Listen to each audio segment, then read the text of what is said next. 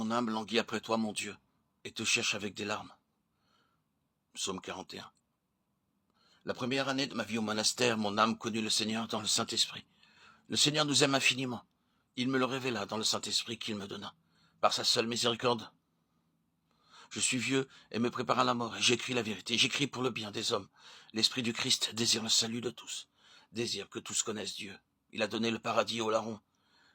Luc 23, 43. Il le donnera à tout pécheur pénitent. Je suis mauvais devant le Seigneur, plus laid qu'un chien galeux à cause de mes péchés. Mais j'ai prié Dieu de me les pardonner. Voici que non seulement il m'a accordé le pardon, mais encore le Saint-Esprit, et dans le Saint-Esprit, j'ai reconnu Dieu lui-même. Le Seigneur est miséricordieux. Mon âme le sait. Mais il n'est pas possible de décrire cela avec des mots.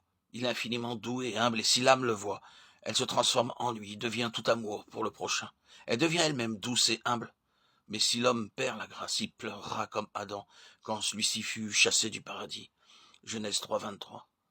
Tout le désert était rempli de son gémissement et ses larmes étaient amères de chagrin. Donne-nous, Seigneur, le repentir d'Adam et ta sainte humilité. Viens, Seigneur, consume mes péchés qui me cachent ton visage comme les nuages cachent le soleil. Mon âme ne désire rien de terrestre, mais seulement le ciel. Le Seigneur est venu sur la terre pour nous conduire où lui-même et sa très pure mère réside, et où se trouvent aussi ses disciples et ses compagnons. C'est là qu'il nous appelle, nous aussi, malgré nos péchés. Là, nous verrons les saints apôtres parvenus à la gloire en annonçant la bonne nouvelle. Nous verrons les prophètes, les saints évêques, les docteurs de l'Église, les vénérables ascètes qui humiliaient leur âme dans le jeûne.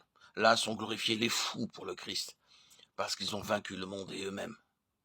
Ils priaient et portaient les peines du monde entier, car en eux était l'amour du Christ.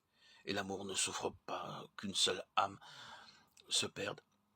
L'âme désire parvenir en cette patrie, mais rien d'impur ne peut approcher de ce lieu que l'on atteint seulement en portant avec patience les souffrances et les épreuves, après beaucoup de larmes. Seuls les enfants qui ont gardé la grâce de leur baptême y arrivent sans affliction. Quoi de plus grand l'âme pourrait-elle chercher sur la terre? Que pourrait-il y avoir de plus grand, de plus admirable? Soudain, l'âme connaît son Créateur et son amour. Elle contemple le Seigneur, voit combien il est doux et humble, et ne désire plus rien, sinon acquérir l'humilité du Christ. Matthieu 11, 29. Tant qu'elle pérégrine ici-bas, elle ne peut oublier cette humilité inconcevable.